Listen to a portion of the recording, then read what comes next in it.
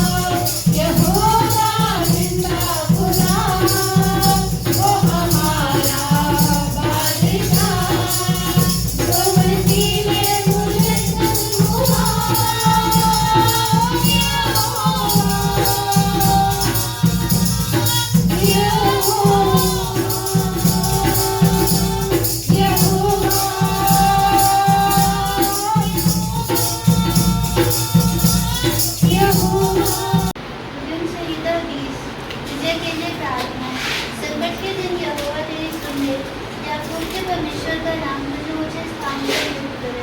वह कोई स्थान जो मेरी सहायता करे और जो मुझे संसार के समान वह तेरे सब अनुमतियों को स्मरण करे और तेरे हुक्म को ग्रहण करे। वह तेरे मन की इच्छा पूरी करे और तेरे कार्यों की व्यवस्था करे। तब हम तेरे उद्धार के कारण तुझे स्वर से हर्षित होकर गाएंगे और अपने परमेश्वर के नाम से झंडे खड़े करेंगे। यहोवा तुझे मुँह मांगा प्रदान दे। हम जानने चाहिए कि अभिषेक और शांति का अपने आप को जमा करने वाले अपनी पवित्र स्मरण के साथ कर देगा।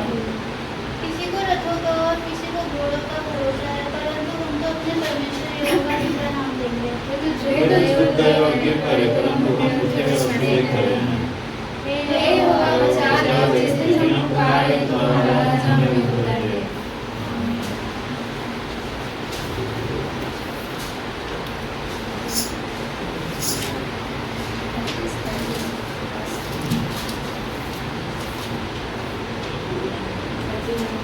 पेज नंबर वचन 31 राजा को सलाह।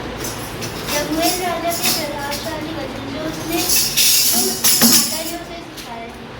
हे मेरे पुत्र, हे मेरे निष्ठुर, हे मेरी मन्नतों के पुत्र, अपना बल स्त्रियों को ना देना, ना अपना जीवन उनके वश में कर देना, जो राजाओं का पौरुष खा जाती है। हे लंगोए, राजाओं का दाखमधु पीना उनको शोभा नहीं देता, और मदिरा चाहना रेखों को नहीं लगता। ऐसा न हो कि वे पीकर व्यवस्था को भूल जाए और किसी दुखी के हक को मारे। मदिरा उसको पिलाओ जो मरने पर है, और दाखमधु उदास मन वालों को भी देना, जिससे वे पीकर अपनी दरिद्रता को भूल जाए और अपने कठिन श्रम फिर स्मरण न करें। धोखे के लिए अपना मुंह खोल और सब अनाथों का न्याय उचित रीति से किया कर। अपना मुंह खोल और धर्म से न्याय कर और दीन दरिद्रों का न्याय कर। आदर्श पत्नी, भली पत्नी कौन पा सकता है, क्योंकि उसका मूल मोहों से भी बहुत अधिक है। उसके पति के मन में उसके प्रति विश्वास है और उसे लाभ की घड़ी नहीं होती। वह अपने जीवन के सारे दिनों में उससे बुरा नहीं वरन भला ही व्यवहार करती है। वह ऊन और सन ढूंढकर अपने हाथों से प्रसन्नता के साथ काम करती है। वह व्यापार के जहाजों के समान अपनी भोजन वस्तुएं दूर से मंगवाती है। वह रात्रि को उठ बैठती है और अपने घराने को भोजन खिलाती है और अपनी दासियों को अलग अलग काम देती है। वह किसी खेत के विषय में सोच विचार करती है और उसे मोल ले लेती है और अपने परिश्रम के फल से लाभ की पारी लगाती है। वह अपनी कटी को बल के फेटे से कसती है और अपनी बाहों को दृढ़ बनाती है। वह परख लेती है कि मेरा व्यापार लाभदायक है और रात को उसका दिया नहीं बुझता। वह अडेर में हाथ लगाती है और चरखा पकड़ती है। वह दीन के लिए मुट्ठी खोलती है और दरिद्र को संभालने के लिए हाथ बढ़ाती है। वह अपने घराने के लिए मुझसे नहीं डरती, क्योंकि उसके घर के सब लोग लाल कपड़े पहनते हैं। वह तकिए बना लेती है, उसके वस्त्र सूक्ष्म सन और बैंगनी रंग के होते हैं। जब उसका पति सभा में देश के पुण्यों के संग बैठता है, तब उसका सम्मान होता है। वह सन के वस्त्र बनाकर बेचती है और व्यापारी को कमरबंद देती है।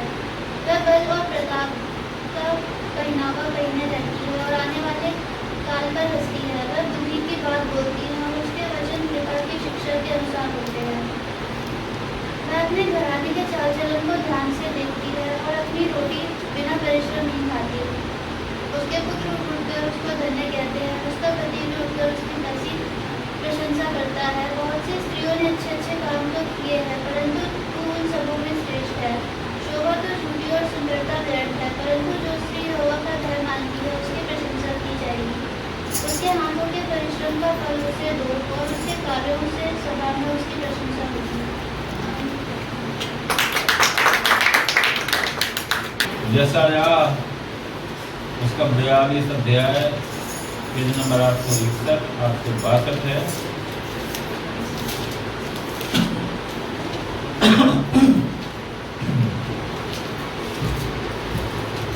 Hallelujah hallelujah hallelujah hallelujah.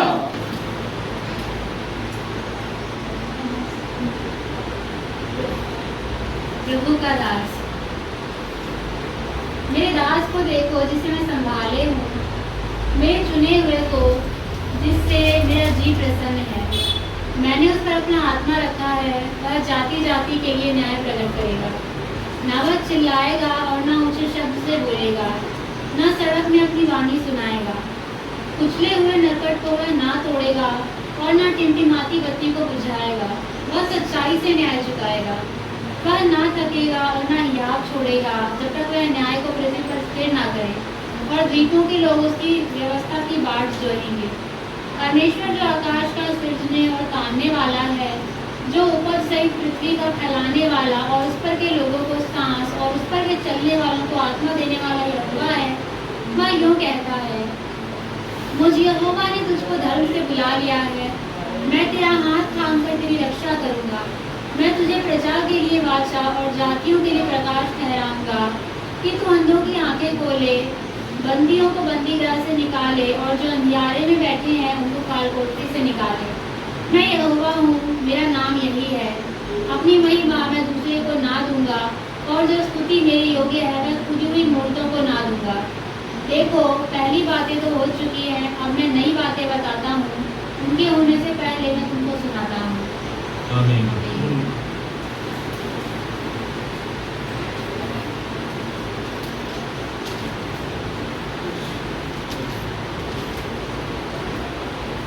परमेश्वर का धन्यवाद हो इस सुंदर वचन के लिए।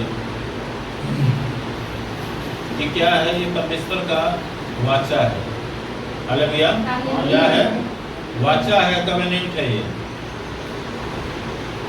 एग्रीमेंट है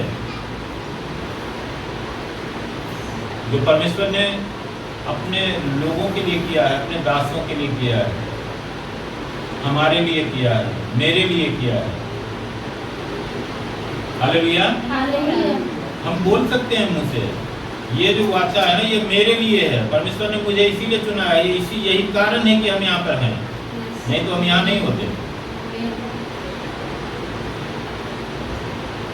और हम जानते हैं कि जो प्रभु का वादा है वो कभी टलता नहीं है। उसको कोई भी शक्ति इधर से उधर नहीं कर सकती, कोई परिस्थिति उसको बदल नहीं सकती है। वो पूरा हुए बिना नहीं रहता है।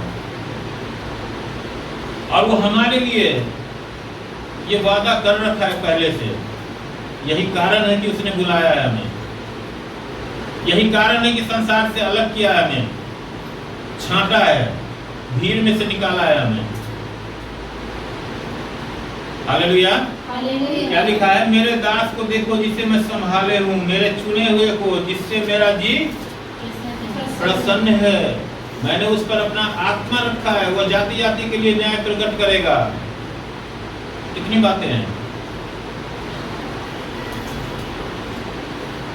सबसे पहला नंबर क्या है? कह रहा है प्रभु, आप देखो अय्यूब की किताब पर हो, वहां पर भी क्या लिखा है? शैतान से परमेश्वर पूछते हैं कि अरे कहां से आ रहा है? तो कह रहा है कि मैं तो पृथ्वी पर घूम घाम के आ रहा हूं। तो बोला मेरे दास को देखा है? यहाँ पर क्या लिखा है? पहला शब्द मेरे दास को देखो। और वहां आ रहा है तो इसलिए पूछता है मेरे दास को देखा है? मेरे दास अय्यूब को देखा है? क्यों कह रहा है देखा है? अरे शैतान के नाम से ही लोग काम जाते हैं। फिर क्यों कर रहा है कि मेरे दास को देखा है? परमेश्वर को ना पता है। आगे क्या लिखा है? जिसे मैं संभाले हूं। परमेश्वर का जो हाथ जिसको संभाले हुए है उसको क्या कोई हिला सकता है क्या? ये पूरी कायनात भी मिलकर के उसका कुछ भी नहीं बिगाड़ सकता, उसके बाल भी बांका नहीं कर सकता, उसके जीवन को नहीं हिला सकता है। इसीलिए यहां पर लिखा है कि मेरे दास को देखो जिसे मैं संभाले हूं। कौन संभाला हुआ है? जिसने इस सृष्टि को बनाया है, जिसने इस पूरी कायनात को खड़ा किया है, जिसने हम सबको बनाया है, जिसने हमें सांस दी है, वही कह रहा है कि मैं संभाले हुए हूं। मेरे चुने हुए को, ये भी कह रहा है प्रभु। किसको? यहाँ दोनों बात है। देखो यहाँ बुलाए हुए नहीं हैं, क्योंकि बुलाए हुए तो बहुत हैं लेकिन चुने हुए बहुत थोड़े हैं। ये बात हमें ध्यान में रखना चाहिए। हालेलुया। हालेलुया। प्रभु के पास हजारों की संख्या में लोग आते थे, है ना, उनके पीछे हजारों की संख्या में लोग चलते थे, उनके बातों को सुनते थे, उनके वचनों को सुनते थे, रोटी मछली खा के घर वापस। चुने हुए कितने थे? वो सब बुलाए हुए थे। वो सब क्या थे? जो हजारों लाखों थे, बुलाए हुए थे। चुने हुए इस जगह पे कितने हैं? कितने लोग आए होंगे? किसी को आइडिया है?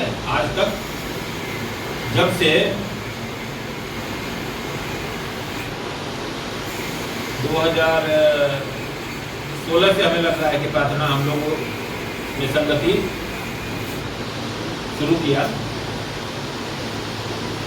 है, विवेक जी, 2016 से मुझे लग रहा है हमारी संगति शुरू हुई थी। 2016 से आज 11 सालों में कितने लोग आए होंगे संगति में? कुछ एक दिन आए, कुछ 2 दिन आए, कुछ 4 दिन आए, कुछ 10 दिन आए, लेकिन आज हम कितने लोग हैं?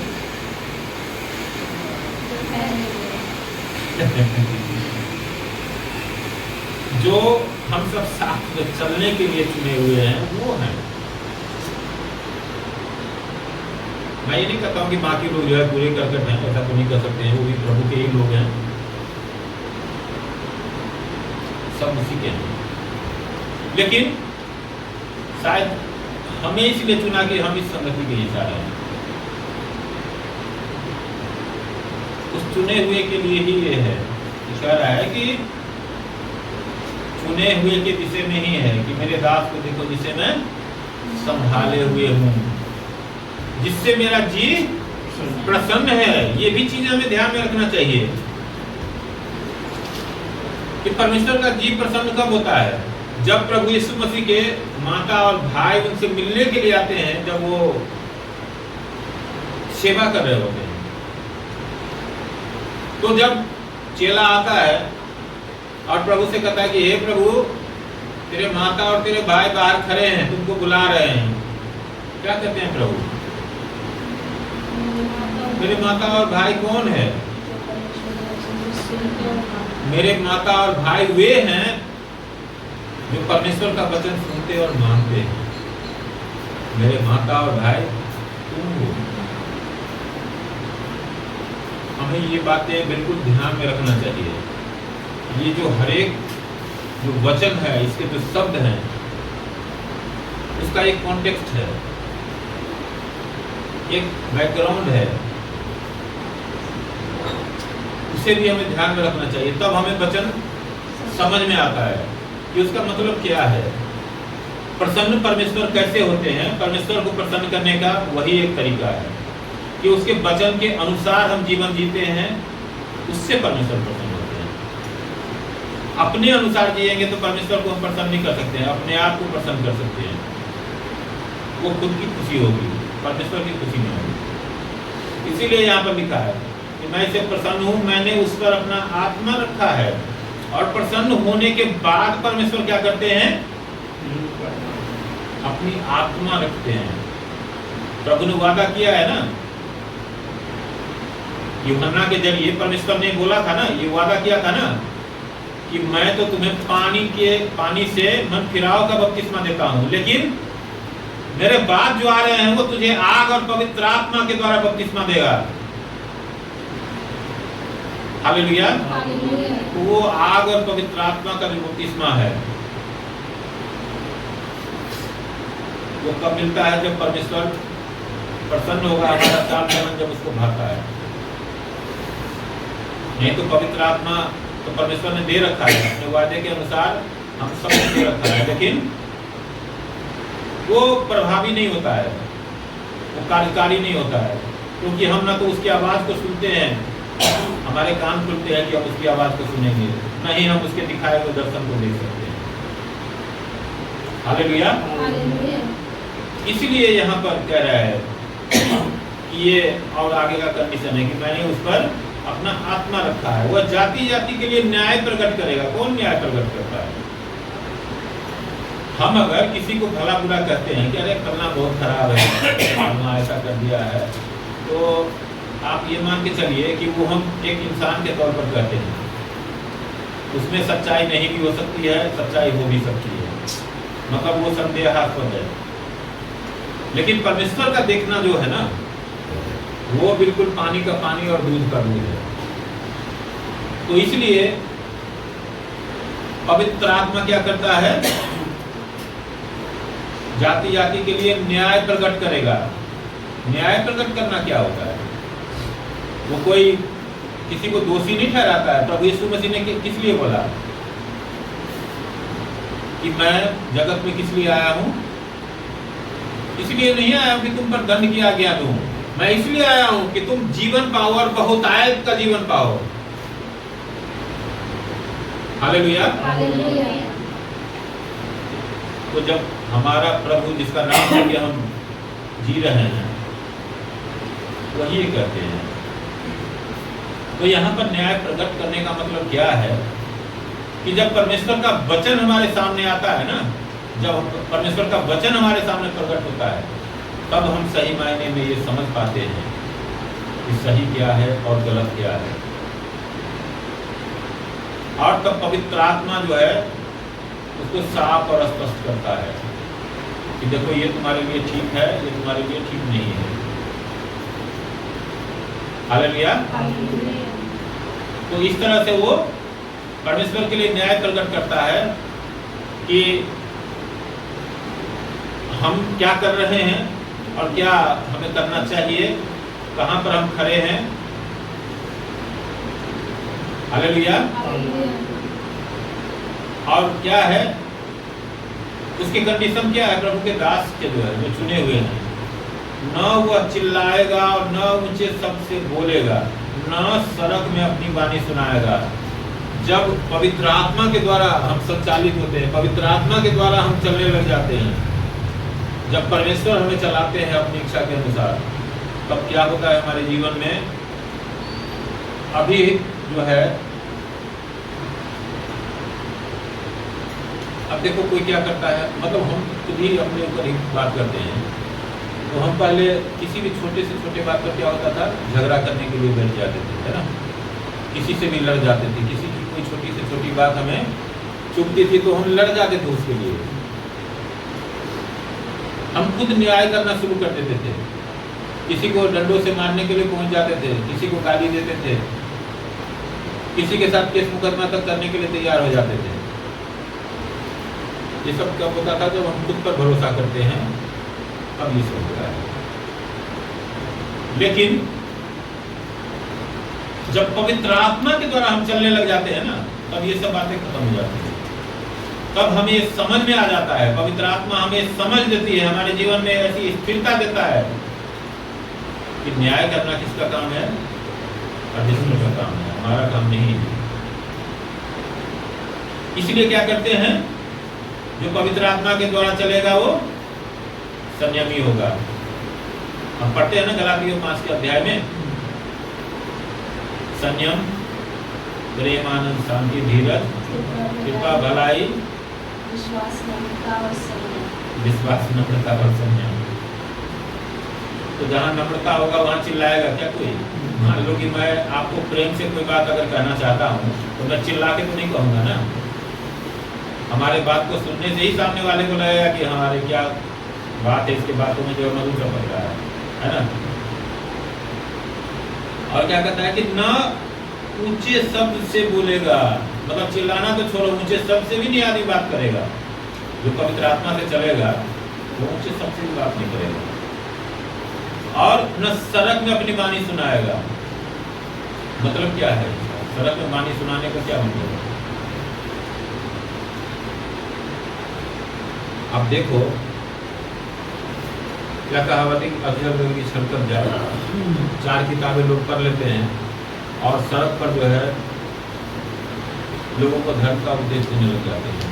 लोगों को जो है तरह तरह के ज्ञान देने लग जाते हैं, हालांकि उनके पास खुद ज्ञान नहीं है। लेकिन परमेश्वर का वचन क्या कहता है? पवित्र वस्तुएं कुत्तों के आगे मत देना। हालेलुया। परमेश्वर का वचन क्या है? परमेश्वर का वचन क्या है? पवित्र है। इसलिए कह रहा है कि कुत्तों के आगे मत देना और अपने अनमोल मोती सुअरों के आगे मत देना। हमें ये ध्यान में रखना चाहिए, बिल्कुल ये स्पष्ट है। अगर चौक चौराहा पर और जहां मर्जी वहां हम लोग अपना भाषण देने लग जाते हैं परमेश्वर के वचन के विषय में, इसका क्या मतलब है? जब पवित्र आत्मा के द्वारा चलते हैं ना तो ऐसा नहीं होता है। तब सिर्फ ये होता है, यिर्मयाह से प्रभु ने क्या बोला था? परमेश्वर ने जब परमेश्वर ने दर्शन दिया यिर्मयाह को तो क्या बोला? यिर्मयाह ने बोला कि हे प्रभु, मैं तो अभी छोटा सा बालक ही हूं, मैं कैसे लोगों को समझा सकता हूं? परमेश्वर ने क्या बोला कि मत कह कि मैं छोटा बालक हूं, क्योंकि गर्भ में रचने से पहले ही मैंने तुझ पर चित्त लगाया और पैदा होने से पहले ही मैंने तेरा अभिषेक किया है। हालेलुया। तो जिसको धरती पर आने से पहले ही ये सब बातें हो चुकी है, उसको किसी और विधि विधान की जरूरत है क्या? अरे ये सॉरी प्रभु क्षमा करें, ये तेल लगा लीजिए, ये कपड़े पहन लीजिए, ये कर लीजिए, वो कर लीजिए, है इस सब की जरूरत? इसको परमेश्वर ने पवित्र आत्मा से अभिषेक कर दिया है। क्या आप देखो, यूहन्ना को किसी ने बपतिस्मा दिया था क्या? ऐसा लिखा है वचन में? क्योंकि यूहन्ना को तो स्वयं पवित्र आत्मा ने बपतिस्मा दिया था, गर्भ नहीं। हालेलुया। तो इसलिए हमें ये ध्यान रखना चाहिए कि जब पवित्र आत्मा से हम चलते हैं तो हमारे जीवन में क्या क्या परिवर्तन आता है।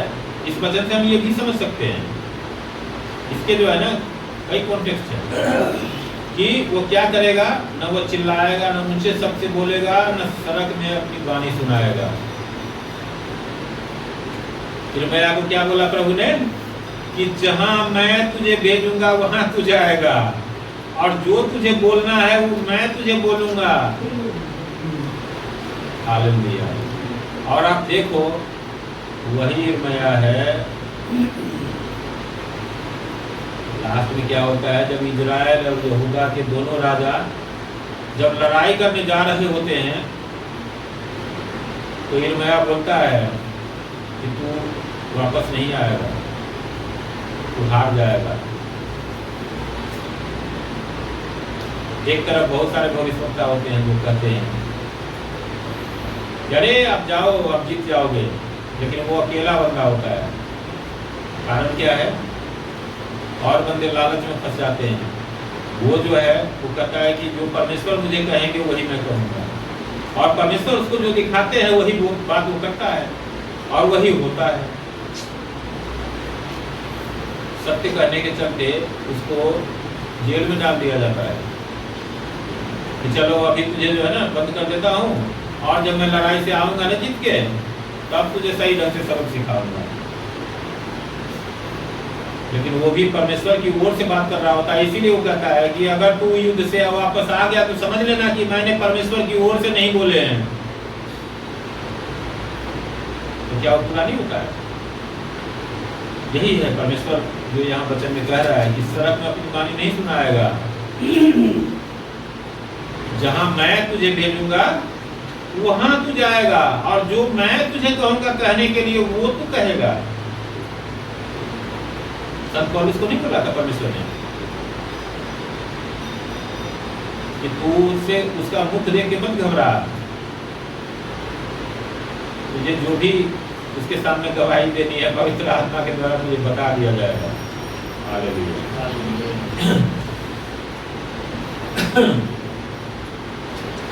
और क्या कह रहा है कि कुचले हुए नरकट को वह न तोड़ेगा और न टिमटिमाती बत्ती को बुझाएगा। वह सच्चाई से न्याय चुकाएगा। क्या करेगा? कुचले हुए नरकट को न तोड़ेगा। संसार में लोग क्या करते हैं? संसार में लोग क्या करते हैं? जिसको कमजोर देखते हैं उस पर जुल्म करते हैं। ये सिंपल सा सिद्धांत है। और जहां देखे कि हमसे थोड़ा कोई मजबूत है तो वहां पर क्या हो जाता है? अगर वो अन्याय भी कर रहा है तो वहां चुप हो जाता है। लेकिन यहाँ पर अलग बात है। यहाँ पर क्या कर रहा है कि कुचले हुए नरकट को वह न तोड़ेगा। कुचले हुए नरकट का मतलब क्या है? जो कमजोर है, जो दबाया हुआ है, जो सताया हुआ है, जो मजबूर है, जो लाचार है, जिसकी परिस्थितियां ठीक नहीं है, ऐसे को क्या करेगा? वह दबाएगा नहीं और न टिमटिमाती बत्ती को बुझाएगा। वह सच्चाई से न्याय चुकाएगा। जब भी हम देखते हैं कुछ होते हुए तो क्या हमें ये अंदाजा नहीं होता है कि सच्चाई क्या होगा? हर आदमी को अंदाजा होता है, लेकिन फिर भी क्या करता है? अपने घमंड में, अपने अहंकार में जो उसको भाता है वो फैसले लेता है और उस तरह से करता है, क्योंकि वहां पर पवित्र आत्मा के द्वारा कोई बात नहीं होती है, वहां सिर्फ शरीर के द्वारा बात होती है। हालेलुया।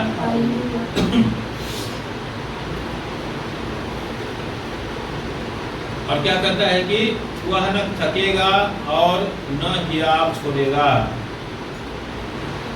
जब तक वह न्याय को पृथ्वी पर स्थिर न करे। और आगे बात है, क्या कर रहा है कि वह न थकेगा और न हियाव छोड़ेगा, मतलब थकेगा भी नहीं और हिम्मत भी छोड़ेगा नहीं। इसी किताब में लिखा है, परमेश्वर ने वादा किया है कि जो यहोवा की बाट जोते हैं वे नया बल प्राप्त करते जाएंगे। हालेलुया। क्या करेगा? नया बल प्राप्त करते जाएगा। तो जो नया बल प्राप्त करते जाएगा वो थकेगा क्या? वो थकेगा ही नहीं। और वो लिखा है कि वो चलेगा लेकिन थकेगा नहीं और दौड़ेगा लेकिन सम्मिलित नहीं होगा। तो जब ऐसा कंडीशन होगा, जब परमेश्वर ऐसे रखेंगे तो हिम्मत कैसे टूटेगा? हिम्मत तो नहीं टूट सकता ना, हिम्मत तो बढ़ता जाएगा। हालेलुया। हालेलुया। और वो कब तक रखेगा? जब तक वह न्याय को पृथ्वी पर स्थिर न करे। जब तक भी आखिरी सांस रहेगा तब तक वो क्या करेगा? परमेश्वर ने जिस उद्देश्य के लिए हमें इस धरती पर लाया है, जिस उद्देश्य के लिए हमें चुना है, जिस उद्देश्य के लिए हमें बुलाया है, जिस उद्देश्य के लिए हमें छोड़ा है, सब संसार से अलग किया है, उस उद्देश्य को आखिरी सांस तक पूरा करते रहेंगे। हालेलुया। और हमसे पहले वालों ने भी किया है, हमारा भी वही काम रहेगा। तो और दूतों को लेकर उसकी व्यवस्था की बात जो रहेंगे। अब द्वीप क्या है? हालेलुया। क्या आप समझ पा रहे? हम सब ज्योग्राफी तो पढ़े ही होंगे थोड़ा बहुत। द्वीप का मतलब क्या होता है? जहाँ चारों तरफ से पानी होता है और उसके बीच में थोड़ा सा जगह होता है, तो वहां पर जो है जाना आना भी बहुत मुश्किल बात है ना? बहुत ज्यादा सोच के जाना पड़ता है वहां पर। अब क्योंकि साधन है इसलिए बहुत ज्यादा सोच के जाना पड़ता है। तो जब बाहर से लोग वहां सोच करके आएंगे तो वहां आप देखो, जो बाहर के दुनिया में जो चीजें हैं, जो मतलब सुविधाएं हैं, वहाँ क्या होगा? वहाँ आसानी से नहीं मिलेगा। वहाँ का जीवन जो है, आज भी बहुत सारे द्वीप जो हैं वहाँ पर या तो कोई रहता नहीं है या कोई रहता भी है तो वहाँ पर आदिवासी है।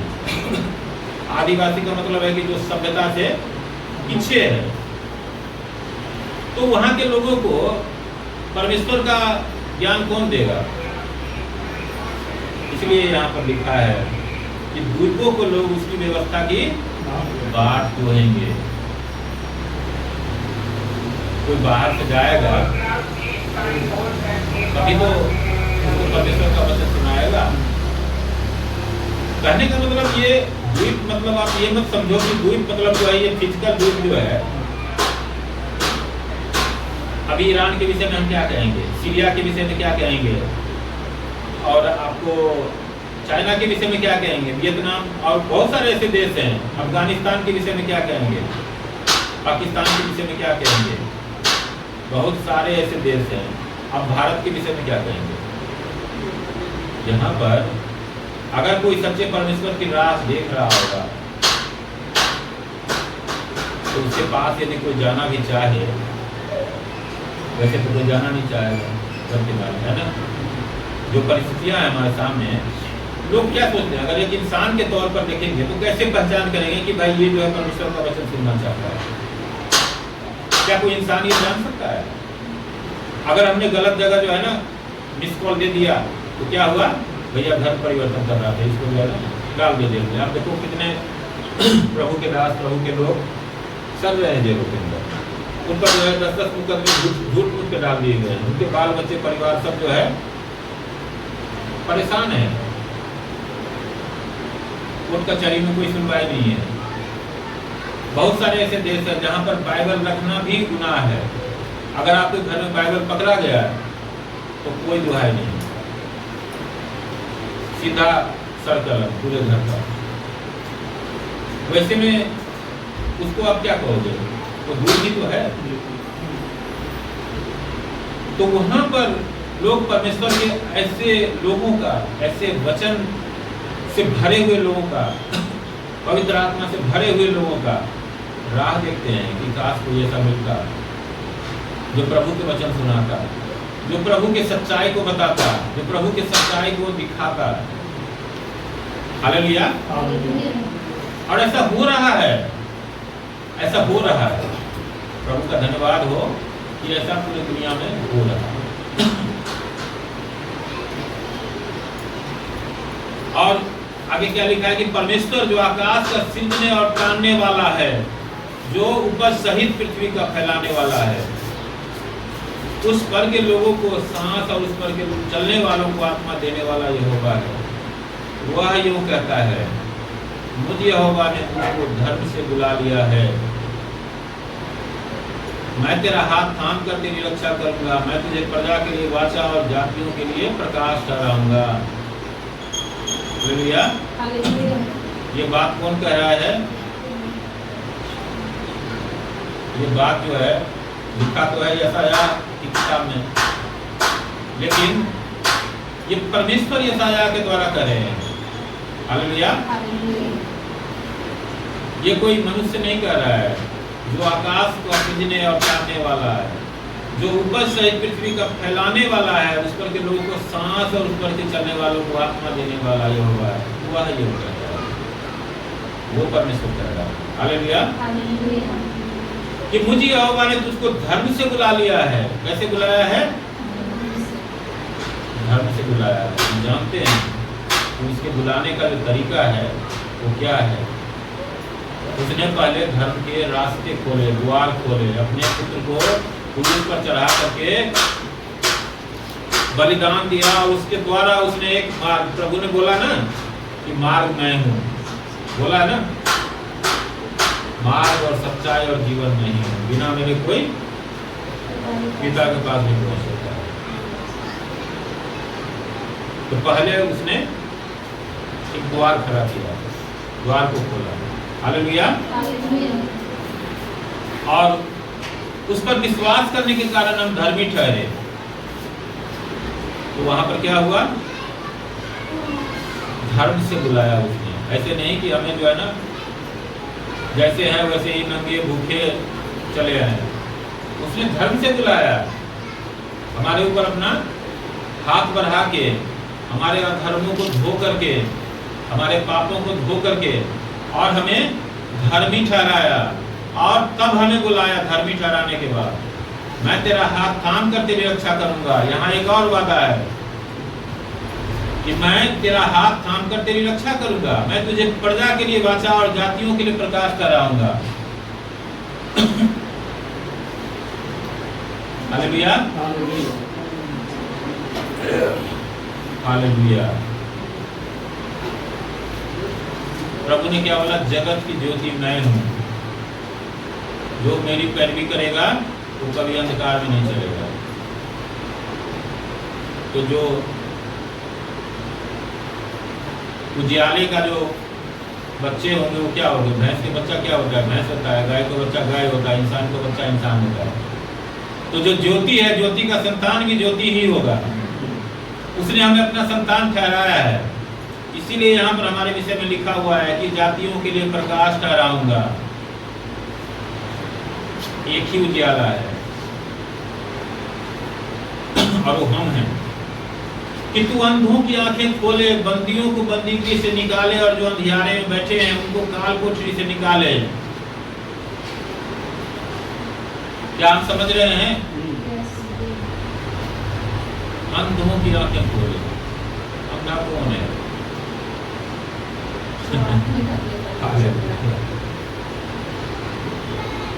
जो सत्य को देख नहीं पाता है, जो सत्य को पहचान नहीं पाता है, वो अंधा है।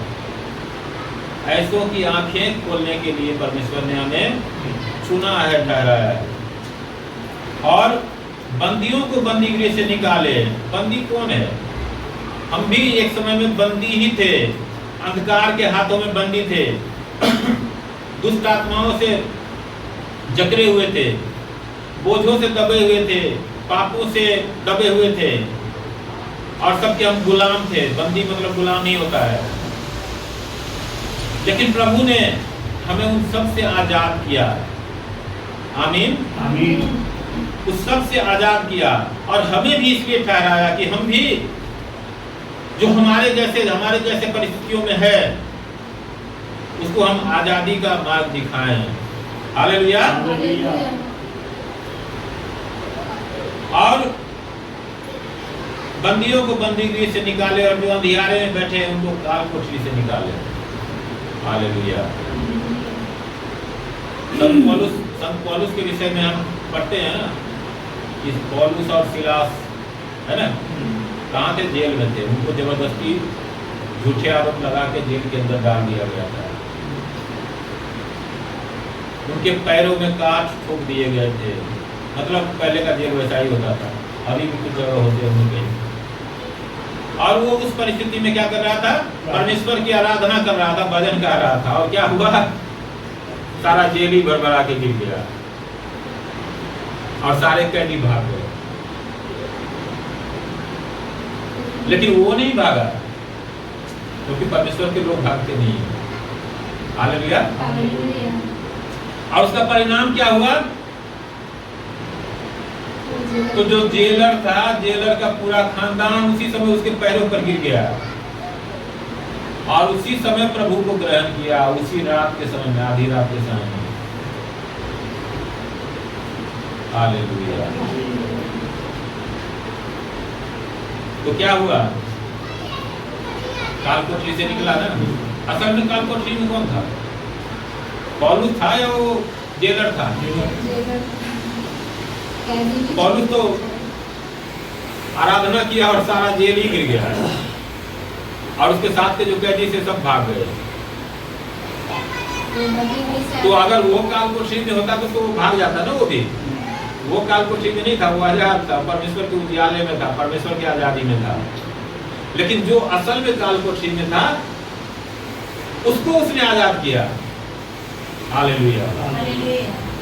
ऐसे ही आज भी है, ऐसे ही आज भी है। और क्या कह रहा है कि मैं यहोवा हूं, मेरा नाम यही है, अपनी महिमा मैं दूसरे को न दूंगा, और जो स्तुति मेरे योग्य है वह खुदी हुई मूर्तों को न दूंगा।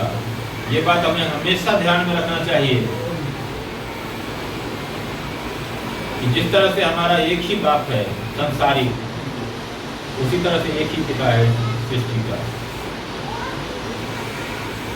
तो यदि हम उसके पीछे चल रहे हैं तो कभी भी हम ये चीज ध्यान में रखें कि कहीं हमारे चाल से, जुबान से, कामों से ऐसा तो नहीं है कि किसी और को महिमा हम दे रहे हैं।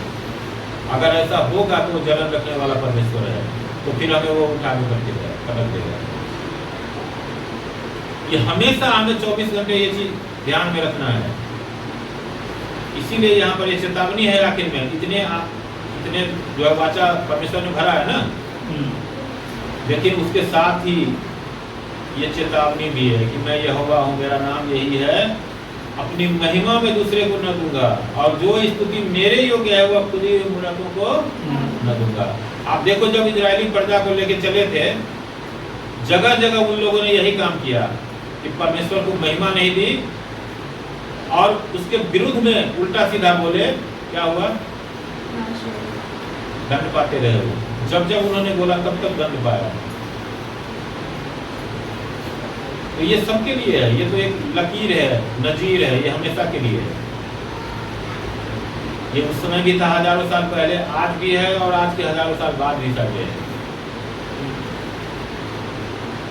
इसलिए हमें ये हमेशा ध्यान में रखना चाहिए चीज को, इस बात को जांचना है। देखो पहली बातें तो हो चुकी है, अब मैं नई बातें बताता हूँ। उनके होने से पहले मैं तुमको सुनाता हूँ। अब क्या है, इसको हम अगर देखना चाहे ना तो 3 पार्ट में देख सकते हैं। ये जो पूरा वचन है इसमें 3 पार्ट है। पहला पार्ट है कि परमेश्वर ने एक वाचा भरी है कि मेरे दास को देखो जिसे मैं संभाले हुए हूँ, है ना, जिससे मैं प्रसन्न हूँ। और क्या किया है? उस पर मैंने अपनी आत्मा रखी है। और उसके बाद जो है, आत्मा रखने के बाद किस लिए आत्मा रखी है, वो सारी बातों को स्पष्ट किया है। और उसके बाद जो है चेतावनी है। क्या चेतावनी है? वो जो जलन रखने वाला परमेश्वर है उसको कभी भी हम अपने कामों से जलन न दिलाएं। जो उसकी महिमा है, जो हमें उसने उठाकर खड़ा किया है जीवन में, तो हम किसी और को धन्यवाद नहीं देंगे, हम सिर्फ उसी को धन्यवाद देंगे, क्योंकि वही हमें बल देता है। हालेलुया। और तीसरी बातें क्या है? ये सब बातें जो है ना पक्का हो चुका है, इसीलिए अब वो बातें आगे जो है ना हमेशा वही रिपीट होते नहीं रहेगा। अब क्या कर रहा है? नई बातें बताता हूँ, उनके होने से पहले मैं तुमको सुनाता हूँ। यानी कि अब जो कुछ भी हमारे जीवन में होने वाला है वो हमें प्रभु बताते हैं आगे। अभी स्वप्न और दर्शनों की बात हो रही थी थोड़ी देर पहले, तो क्या है?